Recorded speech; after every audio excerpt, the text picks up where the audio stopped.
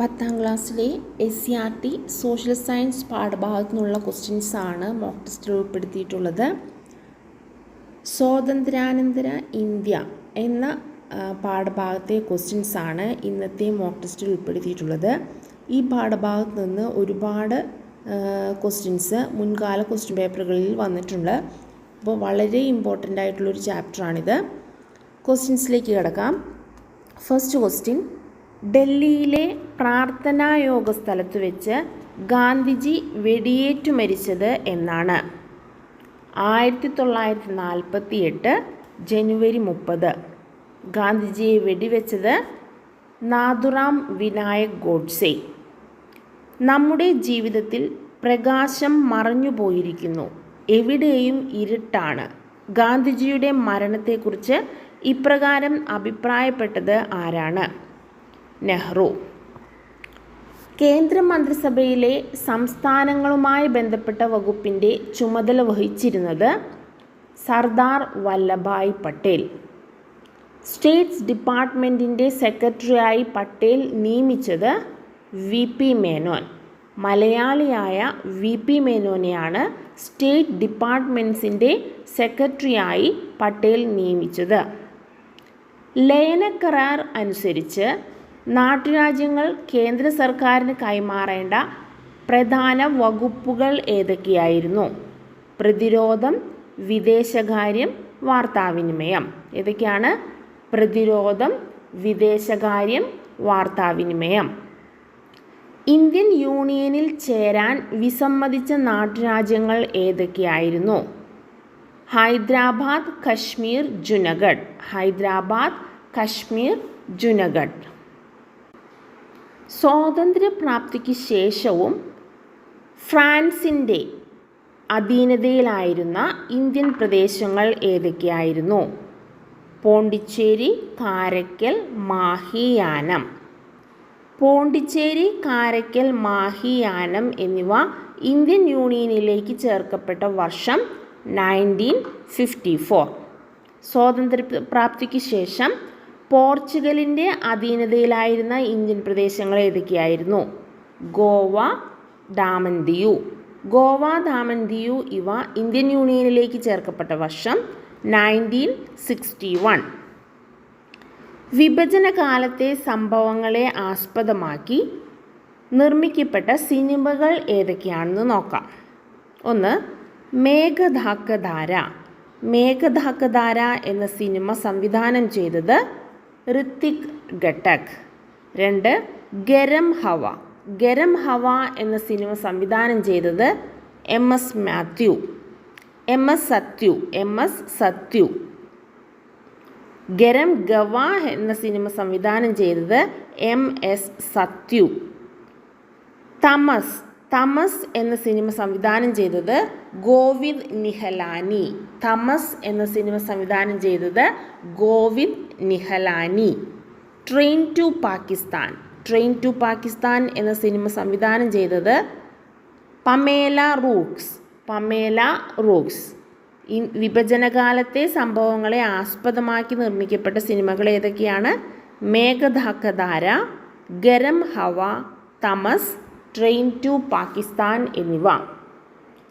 1894 പാലക്കാട് ജില്ലയിൽ ഒറ്റപ്പാലത്ത് ജനിച്ച ആളാണ് VP മേനോൻ. VP മേനോൻ ജനിച്ചത് 1894 പാലക്കാട് ഒറ്റപ്പാലത്ത്. 1894 പാലക്കാട് ഒറ്റപ്പാലത്ത്. പട്ടേലിനും നെഹ്റുവിനുമൊപ്പം നാട്ടുരാജ്യങ്ങളുടെ സംയോജനത്തിൽ നിർണായ പങ്കുവച്ച മലയാളി VP മേനോൻ. പട്ടേലിനും നെഹ്റുവിനുമൊപ്പം നാട്ടുരാജ്യങ്ങളുടെ സംയോജനത്തിൽ നിർണായക പങ്കുവച്ച Malayali VP Menon. The transfer of power in India, integration of Indian state എന്നീ ഗ്രന്ഥങ്ങളുടെ കർത്താവ് VP Menon. The transfer of power in India, integration of Indian States എന്നീ ഗ്രന്ഥങ്ങളുടെ കർത്താവ് VP മേനോൻ. ഭരണഘടനാ നിർമ്മാണ സഭ രൂപീകരിച്ച വർഷം 1948 ഭരണഘടനാ നിർമ്മാണ സഭ രൂപീകരിക്കാൻ ശുപാർശ ചെയ്തത് ക്യാബിനറ്റ് മിഷൻ. ഭരണഘടനാ നിർമ്മാണ സഭയുടെ അധ്യക്ഷൻ ഡോക്ടർ രാജേന്ദ്ര പ്രസാദ്. ഭരണഘടന എഴുതി തയ്യാറാക്കാനായി നിർമ്മിച്ച committee drafting committee. Drafting committee chairman doctor BR Ambedkar. സ്വതന്ത്ര ഇന്ത്യയുടെ ഭരണഘടന നിലവിൽ വരികയും ഇന്ത്യയെ ഒരു റിപ്പബ്ലിക്കായി പ്രഖ്യാപിക്കുകയും ചെയ്തത് 1950 ജനുവരി 26. ഭരണഘടന അനുസൃതമായി ഇന്ത്യയിൽ ആദ്യ പൊതു തെരഞ്ഞെടുപ്പ് നടന്നത് 1951-52. ഭാഷാടിസ്ഥാനത്തിൽ സംസ്ഥാന കോൺഗ്രസ് കമ്മിറ്റികൾ രൂപീകരിക്കാൻ തീരുമാനിച്ച കോൺഗ്രസ് സമ്മേളനം നാഗ്പൂർ കോൺഗ്രസ് സമ്മേളനം.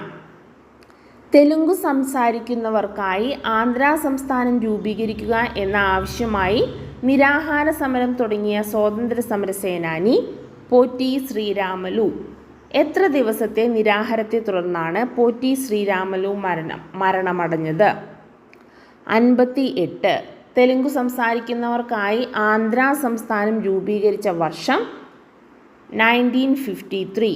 ഭാഷയുടെ അടിസ്ഥാനത്തിൽ സംസ്ഥാനങ്ങളെ പുനഃസംഘടിപ്പിക്കുന്നതിനായി രൂപീകരിച്ച കമ്മീഷൻ സംസ്ഥാന പുനഃസംഘടനാ കമ്മീഷൻ. സംസ്ഥാന പുനഃസംഘടനാ കമ്മീഷൻ അധ്യക്ഷൻ ഫസൽ അലി. മറ്റ് അംഗങ്ങൾ HN കുൻസ്രു, KM പണിക്കർ. സംസ്ഥാന പുനഃസംഘടനാ കമ്മീഷനിലെ അധ്യക്ഷൻ ആരൊക്കെയായിരുന്നു? Fasal Ali, HN Kunzru, KM Panicker. സാമ്പത്തികാസൂത്രണം എന്ന ആശയം ഇന്ത്യ കൈക്കൊണ്ട രാജ്യം സോവിയറ്റ് യൂണിയൻ. ഭരണഘടനാ നിർമ്മാണ സഭയിൽ അംഗമായിരുന്ന വനിതകൾ ആനി മസ്ക്രീൻ തിരുവിതാംകൂർ, അമ്മു സ്വാമിനാഥൻ മദ്രാസ്, ദാക്ഷായണി വേലായുധൻ മദ്രാസ്. ഭരണഘടനാ നിർമ്മാണ സഭയിലെ മലയാളി വനിതകളാണ് ആനി മസ്ക്രീൻ, അമ്മു സ്വാമിനാഥൻ, ദാക്ഷായണി വേലായുധൻ. ആസൂത്രണ കമ്മീഷൻ നിലവിൽ വന്നത് 1950 മാർച്ച് 15. ആസൂത്രണ കമ്മീഷൻ്റെ അധ്യക്ഷൻ ജവഹർലാൽ നെഹ്റു. ആസൂത്രണ കമ്മീഷൻ്റെ ഉപാധ്യക്ഷൻ ഗുൽസാരിലാൽ നന്ദ. രാജ്യത്തിൻ്റെ സാമ്പത്തിക വളർച്ച ലക്ഷ്യമിട്ട് ആസൂത്രണ കമ്മീഷൻ നടപ്പിലാക്കിയ പദ്ധതികളാണ് പഞ്ചവത്സര പദ്ധതികൾ. പഞ്ചവത്സര പദ്ധതിക്ക് തുടക്കം കുറിച്ച വർഷം 1951. കമ്മീഷന്റെ റിപ്പോർട്ടിൻ്റെ അടിസ്ഥാനത്തിൽ ഇന്ത്യൻ സംസ്ഥാന പുനഃസംഘടനാ നിയമം പാർലമെൻറ്റ് പാസാക്കിയ വർഷമാണ് 1956. സംസ്ഥാന പുനഃസംഘടനാ നിയമപ്രകാരം ഇന്ത്യയിൽ ആദ്യമായി നിലവിൽ വന്ന സംസ്ഥാനങ്ങളും കേന്ദ്രഭരണ പ്രദേശങ്ങളും എത്ര എണ്ണമാണ്? 14 സംസ്ഥാനങ്ങളും 6 കേന്ദ്രഭരണ പ്രദേശങ്ങളും. മുതലാളിത്ത സമ്പദ് വ്യവസ്ഥയുടെയും സോഷ്യലിസ്റ്റ് സമ്പദ് വ്യവസ്ഥയുടെയും സമന്വയ രൂപം മിശ്ര സമ്പദ് വ്യവസ്ഥ. വിദേശ സഹായത്താൽ ഇന്ത്യയിൽ ആരംഭിച്ച ഇരുമ്പുരുക്ക് വ്യവസായശാലകൾ ഏതൊക്കെയാണ്? ഭിലായി, ബൊക്കാറോ, റൂർക്കേല, ദുർഗാപൂർ. ഇത് വളരെ ഇമ്പോർട്ടൻ്റ് ആയിട്ടൊരു ക്വസ്റ്റ്യൻ ആണ്. ഈ ഇരുമ്പുരുക്ക് വ്യവസായശാലകളുമായി റിലേറ്റ് ചെയ്ത ഒരു ക്വസ്റ്റ്യൻ എല്ലാ ക്വസ്റ്റ്യൻ പേപ്പറുകളിലും ഉണ്ടാവുന്നതാണ്. അപ്പോൾ ഏതൊക്കെയാണ് ഇരുമ്പുരുക്ക് വ്യവസായശാലകൾ? ഭിലായി, ബൊക്കാറോ, റൂർക്കേല, ദുർഗാപൂർ. ഈ വ്യവസായശാലകൾ ഏത് സംസ്ഥാനങ്ങളിലാണെന്നും ഈ വ്യവസായശാലകൾ ആരംഭിക്കാൻ സഹായം നൽകിയ രാഷ്ട്രങ്ങൾ ഏതൊക്കെയാണെന്നുമുള്ള ക്വസ്റ്റ്യൻസ് ചോദിക്കാറുണ്ട്. അപ്പോൾ അത് ഓർത്തിരിക്കാനുള്ള ഒരു കോഡ് പറയാം. ബിജറ. ബിജറ എന്ന് പറഞ്ഞാൽ ഭിലായി, ഛത്തീസ്ഗഡ്, റഷ്യ. ഭിലായി എന്ന ഇരുമ്പുരുക്ക് വ്യവസായശാല ഉള്ളത് ഛത്തീസ്ഗഡിലും അതിന് സഹായം നൽകിയത് റഷ്യയുമാണ്. Next ഒറുജ.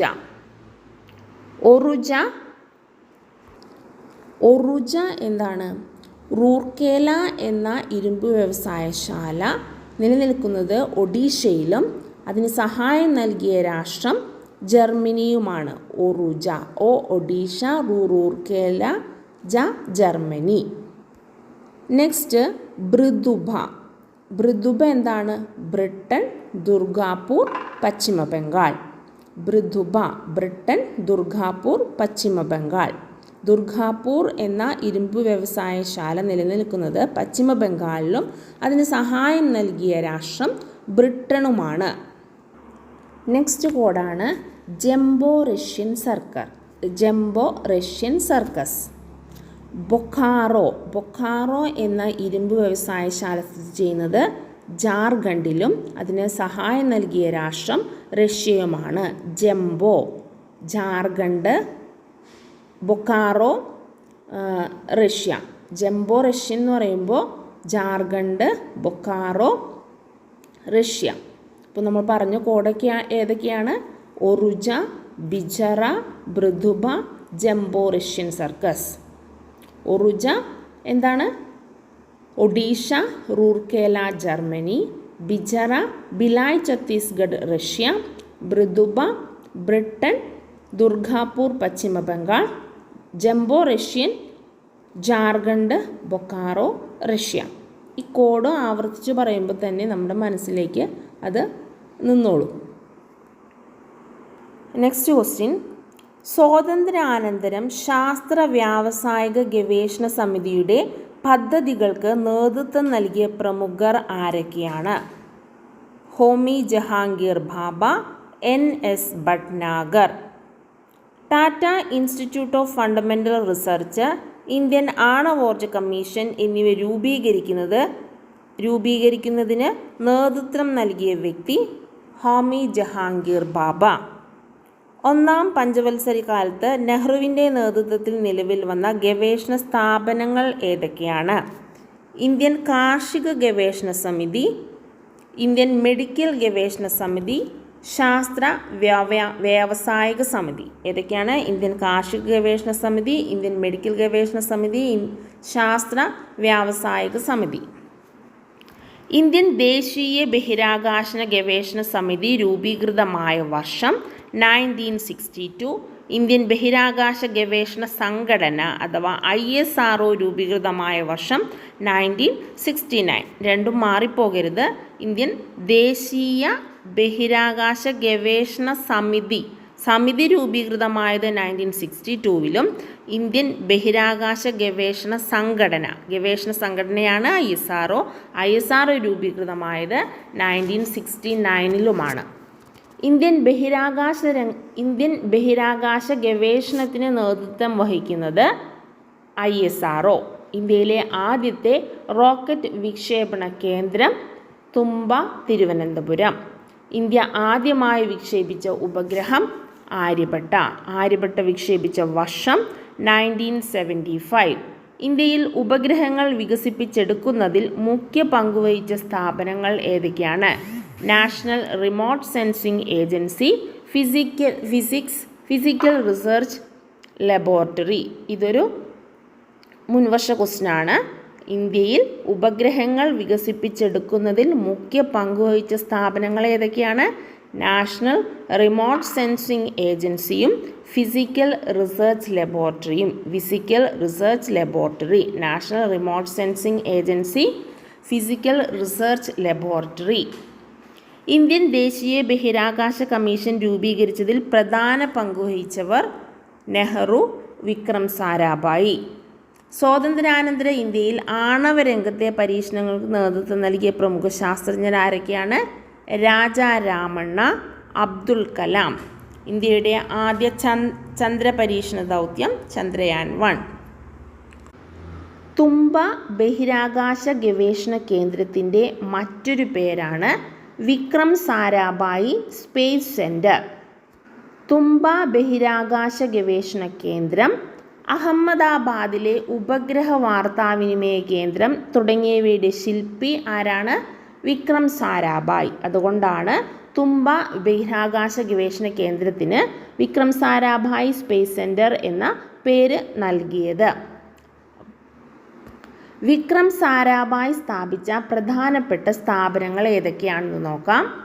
Physical research laboratory Ahmedabad, Indian institute of management Ahmedabad, community science centre Ahmedabad, Vikram Sarabhai space centre Thiruvananthapuram, faster breeder test reactor Kalpakkam, variable energy cyclotron project Kolkata, electronics corporation of India limited Hyderabad, uranium corporation of India limited Jaduguda. ഇവയെല്ലാം തന്നെ വിക്രം സാരാഭായ് സ്ഥാപിച്ച പ്രധാനപ്പെട്ട സ്ഥാപനങ്ങളാണ്. ഈ ഓരോ സ്ഥാപനങ്ങളും ഏതൊക്കെ സംസ്ഥാനങ്ങളിലാണ് സ്ഥിതി ചെയ്യുന്നത് അല്ലെങ്കിൽ ഏതൊക്കെ പ്രദേശങ്ങളിലാണ് സ്ഥിതി ചെയ്യുന്നുള്ളൊരു ക്വസ്റ്റ്യൻ പ്രതീക്ഷിക്കാവുന്നതാണ്. അപ്പോൾ ഫിസിക്കൽ റിസർച്ച് ലബോറട്ടറി സ്ഥിതി ചെയ്യുന്നത് Ahmedabad. Physical research laboratory Ahmedabad. Indian institute of Management എവിടെയാണ്? അഹമ്മദാബാദ്. കമ്മ്യൂണിറ്റി സയൻസ് സെൻറ്റർ എവിടെയാണ്? അഹമ്മദാബാദ്. Vikram Sarabhai space centre Thiruvananthapuram. അതാണ് തുമ്പ റോക്കറ്റ് വിക്ഷേപണ കേന്ദ്രം. പിന്നെ ഫാസ്റ്റ് ബ്രീഡർ ടെസ്റ്റ് റിയാക്ടർ സ്ഥിതി ചെയ്യുന്നത് എവിടെയാണ്? Fast breeder test reactor Kalpakkam. Uranium corporation of India limited സ്ഥിതി ചെയ്യുന്നത് എവിടെയാണ്? Jaduguda. Uranium corporation of India limited Jaduguda. Variable energy cyclotron project Kolkata. Electronics corporation of India limited Hyderabad. ഇന്ത്യയുടെ 11ാം രാഷ്ട്രപതി doctor APJ Abdul Kalam. Doctor APJ Abdul Kalam വികസിപ്പിച്ച ബഹിരാകാശ ഉപഗ്രഹ വിക്ഷേപണ വാഹിനികൾ ഏതൊക്കെയാണ്? SLV-3, PSLV എന്നിവ വികസിപ്പിച്ചത് doctor APJ Abdul Kalam. Missile man of India എന്നറിയപ്പെടുന്നത് ഡോക്ടർ APJ അബ്ദുൽ കലാം. ചന്ദ്രയാൻ പദ്ധതിക്ക് തുടക്കം കുറിച്ചത് 2008 ഒക്ടോബറിൽ. America, Russia, European space agency, China, Japan എന്നിവയ്ക്ക് ശേഷം ചന്ദ്രൻ്റെ ഭ്രമണപഥത്തിൽ സ്വന്തം ഫലകമെത്തിക്കുന്ന രാജ്യം ഏതാണ്? ഇന്ത്യ. ഇന്ത്യൻ ബഹിരാകാശ വകുപ്പിൻ്റെ ചൊവ്വ ദൗത്യത്തിൻ്റെ പേര് മംഗൾയാൻ. ഭൂമിയിൽ നിന്നും ഏറ്റവും അകലെ എത്തിയ ഇന്ത്യൻ നിർമ്മിത പേടകം മംഗൾയാൻ. ഇന്ത്യയുടെ ഭാവി നിർണ്ണയിക്കപ്പെടുന്നത് ഇന്ത്യയുടെ ക്ലാസ് മുറികളിലാണ് എന്ന് പറഞ്ഞത് ഡോക്ടർ DS കോത്താരി. സർവകലാശാല വിദ്യാഭ്യാസത്തെക്കുറിച്ചുള്ള പഠനം ലക്ഷ്യമാക്കിയ കമ്മീഷൻ ഏതാണ്? ഏത് വിദ്യാഭ്യാസ കമ്മീഷനാണ് സർവകലാശാല വിദ്യാഭ്യാസത്തെക്കുറിച്ചുള്ള പഠനം ലക്ഷ്യമാക്കിയത്? Doctor S Radhakrishnan commission. Doctor S Radhakrishnan commission നിലവിൽ വന്നത് 1948.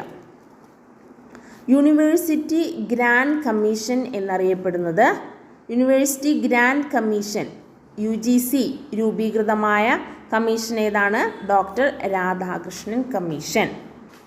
സെക്കൻഡറി വിദ്യാഭ്യാസ മേഖലയെക്കുറിച്ചുള്ള പഠനം ലക്ഷ്യമാക്കിയ വിദ്യാഭ്യാസ കമ്മീഷൻ ഏതാണ്? Doctor Lakshmanaswami Mudaliar commission. Doctor Lakshmanaswami Mudaliar commission നിലവിൽ വന്നത് 1952. ത്രിഭാഷാ പദ്ധതി നടപ്പിലാക്കിയ വിദ്യാഭ്യാസ കമ്മീഷനാണ് ഡോക്ടർ ലക്ഷ്മണസ്വാമി മുതലിയാർ കമ്മീഷൻ. വിദ്യാഭ്യാസത്തിൻ്റെ ദേശീയ മാതൃകയെ പറ്റിയുള്ള നിർദ്ദേശം ലക്ഷ്യമാക്കിയ വിദ്യാഭ്യാസ പദ്ധതിയാണ് ഡോക്ടർ S കോത്താരി കമ്മീഷൻ 1964. 10+2+3 മാതൃകയിൽ വിദ്യാഭ്യാസ പദ്ധതി നടപ്പിലാക്കിയത് ഡോക്ടർ DS കോത്താരി കമ്മീഷൻ. അപ്പോൾ വിദ്യാഭ്യാസ കമ്മീഷനുകൾ വളരെ ഇമ്പോർട്ടൻ്റ് ആയിട്ടുള്ളൊരു ക്വസ്റ്റ്യനാണ്. ഡോക്ടർ രാധാകൃഷ്ണൻ കമ്മീഷൻ 1948 ലക്ഷ്യം സർവകലാശാല വിദ്യാഭ്യാസത്തെക്കുറിച്ചുള്ള പഠനം. Doctor Lakshmanaswami Mudaliar commission 1952 secondary വിദ്യാഭ്യാസ മേഖലയെക്കുറിച്ചുള്ള പഠനം. ഡോക്ടർ DS കോത്താരി കമ്മീഷൻ 1964 വിദ്യാഭ്യാസത്തിൻ്റെ ദേശീയ മാതൃകയെ പറ്റിയുള്ള നിർദ്ദേശം. ദേശീയ വിദ്യാഭ്യാസ നയം രൂപീകരിച്ച വർഷം 1986. ദേശീയ വിദ്യാഭ്യാസ നയത്തിൻ്റെ പ്രധാന നിർദ്ദേശങ്ങൾ എന്തൊക്കെയായിരുന്നു? 1. പ്രാഥമിക വിദ്യാഭ്യാസത്തിനും തുടർ വിദ്യാഭ്യാസത്തിനും പ്രാധാന്യം നൽകുക. 2. പ്രൈമറി തലത്തിൽ വിദ്യാഭ്യാസം സാർവത്രികമാക്കാനും സ്കൂളുകളിലെ ഭൗതിക സാഹചര്യങ്ങൾ മെച്ചപ്പെടുത്തുകയും ചെയ്യുക. ഓരോ ജില്ലയിലും നവോദയ വിദ്യാലയങ്ങൾ സ്ഥാപിക്കുക. പെൺകുട്ടികളുടെ വിദ്യാഭ്യാസത്തിന് പ്രോത്സാഹനം നൽകുക. ഇവയൊക്കെയാണ് ദേശീയ വിദ്യാഭ്യാസ നയത്തിൻ്റെ പ്രധാന ലക്ഷ്യങ്ങൾ. പ്രൈമറി തലത്തിൽ വിദ്യാഭ്യാസം സാർവത്രികമാക്കാനും സ്കൂളുകളിലെ ഭൗതിക സാഹചര്യങ്ങൾ മെച്ചപ്പെടുത്താനും തുടങ്ങിയ പദ്ധതിയാണ് operation black board. Operation black board എന്താണ്? പ്രൈമറി തലത്തിൽ വിദ്യാഭ്യാസം സാർവത്രികമാക്കാനും സ്കൂളുകളിലെ ഭൗതിക സൗകര്യങ്ങൾ മെച്ചപ്പെടുത്താനും തുടങ്ങിയ പദ്ധതിയാണ് ഓപ്പറേഷൻ ബ്ലാക്ക് ബോർഡ്. ഇന്ത്യയിലെ പ്രധാന വിദ്യാഭ്യാസ സ്ഥാപനങ്ങൾ ഏതൊക്കെയാണ്? Rashtriya Sanskrit Sansthan New Delhi, Indian Council of Historical Research New Delhi, the Indian Council of Philosophical Research New Delhi, Centre for Cultural Research and Training New Delhi, IGNOU New Delhi, the Indian institute of Advanced Studies Shimla, Central Institute of English and Foreign Language Hyderabad, Central Institute of Indian Language Mysore. അപ്പോൾ ഈ സ്ഥാപനങ്ങൾ ഏതൊക്കെ സംസ്ഥാനത്താണ് ഉള്ളത് എന്നുള്ളൊരു question പ്രതീക്ഷിക്കാവുന്നതാണ്. Central Institute of Indian Language സ്ഥിതി ചെയ്യുന്നത് മൈസൂരാണ്. Central Institute of Indian Language മൈസൂരും Central Institute of English and Foreign Language ഹൈദരാബാദും. ഫോറിൻ ലാംഗ്വേജ് എവിടെയാണ്? ഹൈദരാബാദിലും ഇന്ത്യൻ ലാംഗ്വേജ് മൈസൂരുമാണ് സ്ഥിതി ചെയ്യുന്നത്. The Indian institute of Advanced Studies സ്ഥിതി ചെയ്യുന്നത് ഷിംലയിലാണ്. The Indian institute of Advanced Studies Shimla. Shimla എവിടെയാണ്? ഹിമാചൽ പ്രദേശ്. ഇഗ്നോ എവിടെയാണ്? ഇഗ്നോയുടെ ആസ്ഥാനം ന്യൂഡൽഹി. സ്വതന്ത്ര ഇന്ത്യയുടെ ആദ്യത്തെ വിദ്യാഭ്യാസ മന്ത്രിയാണ് മൗലാന അബ്ദുൽ കലാം ആസാദ്. അദ്ദേഹത്തിൻ്റെ ജന്മദിനമായ നവംബർ 11 ഇന്ത്യയിൽ ദേശീയ വിദ്യാഭ്യാസ ദിനമായി ആചരിക്കുന്നു. ദേശീയ വിദ്യാഭ്യാസ ദിനമായി ആചരിക്കുന്നത് ആരുടെ ജന്മദിനമാണ്? മൗലാന അബ്ദുൽ കലാം ആസാദിൻ്റെ ജന്മദിനമായ നവംബർ 11 ദേശീയ വിദ്യാഭ്യാസ ദിനമായി ആചരിക്കുന്നത്. അദ്ദേഹത്തിൻ്റെ പ്രശസ്തമായ ഗ്രന്ഥമാണ് India wins freedom. Maulana Abdul Kalam ആസാദിൻ്റെ പ്രശസ്തമായ ഗ്രന്ഥമാണ് ഇന്ത്യ വിൻസ് ഫ്രീഡം. വിദ്യാഭ്യാസം മൗലികാവകാശമാക്കിക്കൊണ്ട് ഇന്ത്യ ഗവൺമെൻറ് നിയമം പാസാക്കിയ വർഷമാണ് 2009. വിദ്യാഭ്യാസം മൗലികാവകാശമാക്കിക്കൊണ്ട് ഇന്ത്യൻ ഗവൺമെൻറ് പാസാക്കിയ വർഷം, ഇന്ത്യൻ ഗവൺമെൻറ് നിയമം പാസാക്കിയത് 2009 2018 കേന്ദ്ര ഗവൺമെൻറ് സർവശിക്ഷാ അഭിയാൻ, രാഷ്ട്രീയ മാധ്യമ ശിക്ഷാ അഭിയാൻ തുടങ്ങിയവ സംയോജിപ്പിച്ചുകൊണ്ട് ആവിഷ്കരിച്ച പദ്ധതിയാണ് സമഗ്ര ശിക്ഷാ അഭിയാൻ. ഇന്ത്യക്ക് അകത്തും പുറത്തും ഇന്ത്യൻ കലകളുടെ പ്രചാരണം ലക്ഷ്യമാക്കിയ സ്ഥാപനമാണ് ലളിതകലാ അക്കാദമി. ഇന്ത്യക്ക് അകത്തും പുറത്തും ഇന്ത്യൻ കലകളുടെ പ്രചാരണം ലക്ഷ്യമാക്കിയ സ്ഥാപനമാണ് ലളിതകലാ അക്കാദമി. ഇന്ത്യൻ വിദേശ നയത്തിൻ്റെ ശില്പി ജവഹർലാൽ നെഹ്റു. 1954 ചൈനയുമായി അതിർത്തി തർക്കം ഉണ്ടായപ്പോൾ ഇന്ത്യ ചൈനയുമായി ഒപ്പിട്ട കരാർ പഞ്ചശീല തത്വങ്ങൾ. പഞ്ചശീല തത്വങ്ങളിൽ ഒപ്പുവെച്ചത് നെഹ്റു, ചൗവിൻലായ്. പഞ്ചശീല തത്വങ്ങളിലെ നിർദ്ദേശങ്ങൾ ഏതൊക്കെയാണ്? രാജ്യത്തിൻ്റെ അതിർത്തിയും പരമാധികാരവും പരസ്പരം അംഗീകരിക്കുക, പരസ്പരം ആക്രമിക്കാതിരിക്കുക, ആഭ്യന്തര കാര്യങ്ങളിൽ പരസ്പരം ഇടപെടാതിരിക്കുക, സമത്വവും പരസ്പര സഹായവും പുലർത്തുക, സമാധാനപരമായ സഹവർത്തിത്വം പാലിക്കുക. ഇവയെല്ലാമാണ് പഞ്ചശീല തത്വങ്ങളിലെ പ്രധാന നിർദ്ദേശങ്ങൾ. അപ്പോൾ ഇന്നത്തെ ക്വസ്റ്റ്യൻസ് ഇത്രയേ ഉള്ളൂ.